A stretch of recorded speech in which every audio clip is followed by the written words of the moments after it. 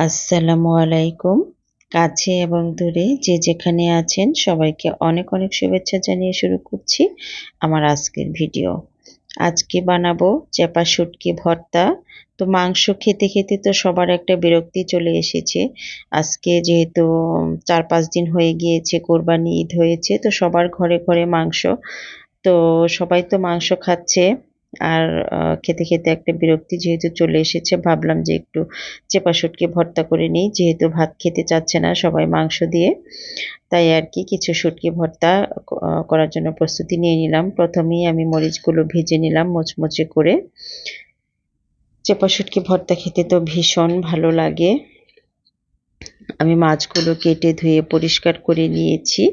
আর চেপার শুটকির যে মাথা থাকে সেগুলো কিন্তু ফেলে দিয়েছি, কারণ মাথার ভিতরে কিছু কাটা থাকে বা বালি থাকে, সেগুলো ফেলে দিয়ে ভালো করে পরিষ্কার করে ধুয়ে নিয়েছি। আর কেটে নিয়েছি পেঁয়াজ আর কিছু রসুন, একদম কুচি করে নিয়েছি। তেলটা গরম করে সেই একই কড়াইতে তেল গরম করে পেঁয়াজ রসুন দিয়ে দিয়েছি, আর সামান্য একটু হলুদ দিয়ে হালকা করে ভেজে নেব। মানে চুলার আঁচটা একদম মিডিয়াম রেখেছি, বেশি আঁচ রাখলে পরে পুড়ে যাবে, সেই জন্য চুলার আঁচটা মিডিয়াম আঁচে রেখে আমি পেঁয়াজগুলো ভেজে নিচ্ছি। আর হালকা ভাজা হওয়ার পর আমি শুটকিগুলো দিয়ে দিয়েছি, মানে চেপা শুটকিগুলো দিয়েছি। এবার একটু নেড়ে চেড়ে নেব।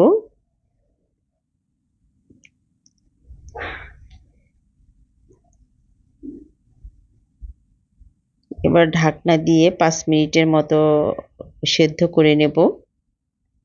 চুলার আঁচটা মিডিয়ামে রেখেই, যেন পুড়ে না যায় সেভাবে আমি ৫ মিনিট ঢাকনা দিয়ে ঢেকে নিয়েছি, যেন পেঁয়াজগুলো একটু নরম হয়ে যায়। এবার একটু আমি মানে এই চামিচ দিয়ে ভেঙে ভেঙে নিচ্ছি শুটকিগুলো। সবগুলো একসাথে ভালো করে মিশিয়ে নিচ্ছি। ভর্তাটা কিন্তু এখন রেডি হয়ে গিয়েছে। এবার নামিয়ে ফেলার পালা। তো আমি চুলার আঁচটা বন্ধ করে চুলাতেই একটু বসিয়ে রাখবো, তারপর নামিয়ে ফেলবো। এবার একটা প্লেটে নিয়েছি, এবার ঠান্ডা করে আমি ফ্যানের নিচে রেখে ঠান্ডা করে নিয়েছি। এবার শুকনো মরিচ নেব, একটু ঝাল ঝাল দেবো যেহেতু ভেবেছি, তাই মরিচের পরিমাণটা একটু বেশি করে দিয়েছি। অনেকে চেপা শুটকিটা পাটায় বেটে ভর্তা করে, তো আমি আর আজকে পাটায় বেটে ভর্তা করব না, আমি হাত দিয়ে মেখে ভর্তা করব। এইভাবে ভর্তাটা খেতে কিন্তু ভীষণ ভালো লাগে। এবার মরিচগুলো আমি একদম ভেঙে গুঁড়িয়ে নেব।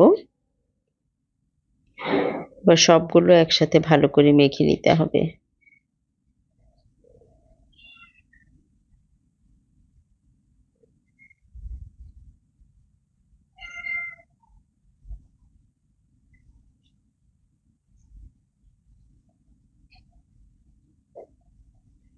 এবার ভর্তাটা একদম রেডি হয়ে গিয়েছে। তো এইভাবে ভর্তা করলে কিন্তু ১ প্লেট ভাত নিমিষেই শেষ হয়ে যাবে। লাস্টে আপনি ভর্তাটা পাবেন কিনা সেটাও সন্দেহ আছে। তো